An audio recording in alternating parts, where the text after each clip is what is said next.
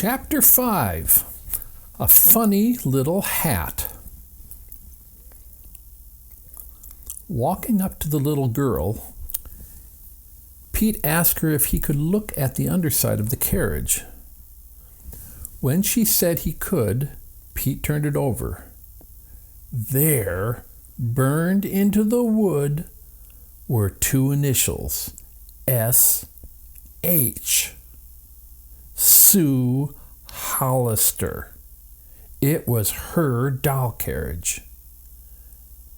As Pete set it upright, the little girl's older brother approached. "Where did you get this carriage?" Pete asked. "We got it this morning for my sister's birthday," the boy answered. "You bought it?" "Yes, at the second-hand store in town." Pete asked where the store was. When the boy gave him the address, Pete hurried off toward the center of Shoreham. The second-hand shop was only a block from the trading post. Pete walked in and introduced himself to the stout proprietor. "And what can I do for you, sonny?" the man asked. Pete told him about the empty van and how he had discovered Sue's stolen doll carriage. "Oh, dear," the man said. "This is terrible. If I had known it was stolen, I never would have bought it." "Who sold it to you?" Pete asked. The shopkeeper said he had purchased the carriage from a stranger who was dressed in rather rough clothes. "What did he look like?" Pete asked. The storekeeper scratched his head. "Well, the only thing I can remember about him is he wore a funny little hat." "I guess you'll have to get the carriage back for my sister," Pete said. The storekeeper readily agreed. He kept on saying how sorry he was as they went together to the home of the little girl. When they reached the house, the second-hand man rang the bell and the little girl's mother appeared. Pete spoke to her. "My sister's doll carriage was sold to you by mistake," he said. At first, the woman did not know what he was talking about. Then the man explained that he had bought a stolen carriage and would have to return it to its rightful owner. The child's mother was reluctant to give up the carriage, but when the dealer told her it was against the law to sell stolen goods, she readily accepted the money she had paid. "If I ever see that man again," said the storekeeper in a threatening tone of voice, "I'll tell the police." "And please let us know too," Pete said. "He probably has our other things that were stolen from the van." Pete felt a little silly pushing a doll carriage along the street. He was even more embarrassed when he met Joey. "Ho, ho!" Joey cried. "Sissy Hollister plays with dolls." Pete flushed, but went on. He pushed the carriage the rest of the way home. How happy Sue was to see him. "My doll needs fresh air," she said affectionately, running into the house to get Annie, the only doll she had now.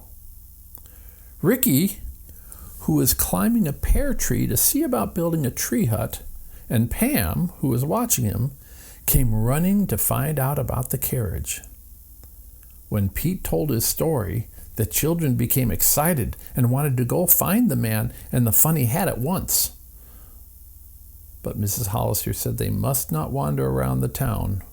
After she had gone indoors, Pete said, "Pam, let's hunt for the treasure the fellows said might be hidden in our house." "Sure," she said eagerly, "but where?" "It's probably somewhere along the secret staircase," Pete guessed. The two children got a flashlight, went to the cellar, and opened the door to the secret stairs. Using the light, they examined the stairway clear to the top and then down to the bottom again. "I guess there's nothing here," Pete said, discouraged. Pam leaned back against the wall to rest. As she did, Her hand touched a tiny button concealed in the wall. There was a sound like a clicking of a little spring. "Oh!" Pam explained, as the wall back of her began to move. "What's this?" Pete flashed the light on the wall. A small door had swung in toward the chimney. The children peered beyond. "A tiny room," Pam whispered. She and Pete explored the room, which was no larger than a small closet and had no windows. "If there ever was any treasure here," Pete said, "it's been taken away by this time." When they showed their discovery to the rest of the family, they too were baffled about the little room. What could it have been used for? After the Hollister family went to bed that night, everything was peaceful and quiet. Even Zip, who had chased frogs near the water's edge all day, was sleeping soundly in the kitchen. But in the middle of the night, there came a strange sound. Zip was the first one to hear the faint but disturbing noise. He barked loudly and ran around the kitchen. Pete awakened and slipped into his father's room. Mr. Hollister was up. "Dad, do you suppose the person we saw at the window is making that noise?" "If he is," Mr. Hollister said grimly, "we're going to catch him." Together they hurried downstairs. Zip was still barking and scratching on the cellar door. Mr. Hollister opened it, switched on the light, and walked cautiously down the stairs, his son behind him. Nobody was in sight. The two looked in every possible hiding place.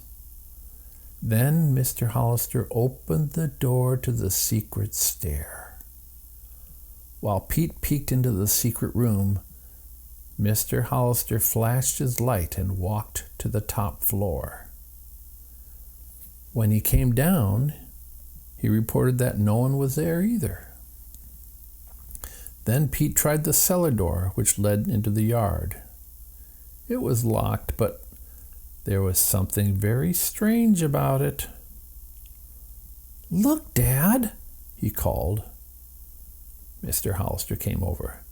"The door is locked, but the key is on the outside," someone explained. Someone had been in the cellar. Whoever it was had left by that door and had locked it from the outside, probably to delay his pursuers. Mr. Hollister bolted the cellar door and left the door to the kitchen open so that Zip could take care of anybody who might come through into the cellar. At breakfast, the other children were amazed to hear what had happened. "Well," Mr. Hollister said, "he's a real live ghost, and he's going to be hard to catch. However, there's nothing we can do unless he returns." Later in the morning, Pam and Holly went down to the lakefront. "Let's go out in the rowboat," Holly suggested. "We mustn't go far," warned Pam. "Where are the oars?" "I'll get them," her sister offered, and raced toward the garage. Soon she was back with the oars and jumped into the boat. "Let me row?" she asked. "Go ahead," said Pam, "but only in shallow water," Mother said. Pam untied the rope, which held the boat to the dock, and then shoved off. Holly was not very skillful at rowing and splashed the oars up and down. Pam had to keep dodging so the water from them would not soak her. Before they knew it, the girls were in deeper water. "Oh, see that big black cloud," cried Holly, looking up. "It's going to rain," shouted Pam. "We better get back to shore." Holly had often seen Pete whirl the boat around fast by holding one oar in the water and rowing with the other. She would try this, but as she did, both oars slipped from her hands. They jerked clear out of the oar boards and landed in the water. Before Pam could grab them, they had drifted away from the boat. "Oh dear," wailed Holly. "What will we do?" Pam knew she must not become panicky. "We'll paddle with our hands," she decided in desperation. The two girls started to paddle this way as fast as they could, but by this time a strong wind had begun to blow, moving the boat farther and farther from shore. The girls cried for help, but their voices were lost in the strong gale. Soon, they were in the middle of the lake with whitecaps slapping at the side of the boat. Then the shore of Blackberry Island came into sight. The wind was blowing them right toward it. When the rowboat touched the shore, Pam hopped out and helped Holly up on the... "Oh, I'm glad we're here," said Holly with a sigh of relief. "But how'll we get home?" "Just wait for somebody to come and rescue us," Pam answered hopefully. After a slight sprinkle of rain, the storm cloud passed over and the wind died down. Pam took Holly's hand and they walked along the shore together. "Do you suppose anybody lives here?" Holly asked her sister. "Daddy said there used to be a farmhouse on this island once," Pam replied, "but nobody lives in it now." "Somebody's been here today," Holly said. "Look." She pointed to a group of loose stones in the sand. It was a crude fireplace with a few blackened embers.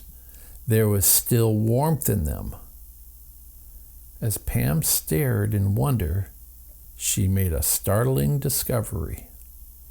Alongside the campfire, half torn and soaked with water, was a picture of the Hollisters' house.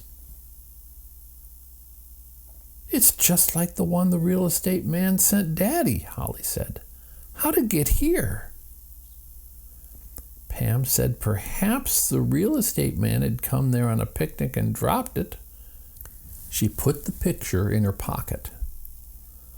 It was not long before Holly forgot they were stranded on Blackberry Island because she had become interested in the beautiful pebbles on the beach. Some were white with pink candy-striped lines on them. "They look like Easter eggs," Holly cried in delight. She scooped up a dozen of them. "I'm going to take these home to Mother." Pam said nothing, but she was beginning to worry. No one was in sight on the lake. Holly wandered off to gather more stones. Soon she saw some colored ones on the far side of a large puddle a short distance from shore. The little girl was sure she could jump across the puddle, but when she tried, she landed in the middle of it. In a moment, her feet began to sink in the sandy mud. Holly struggled to free herself, but the more she struggled, the deeper she sank. "Pam, come quick! I'm sinking!" she cried out.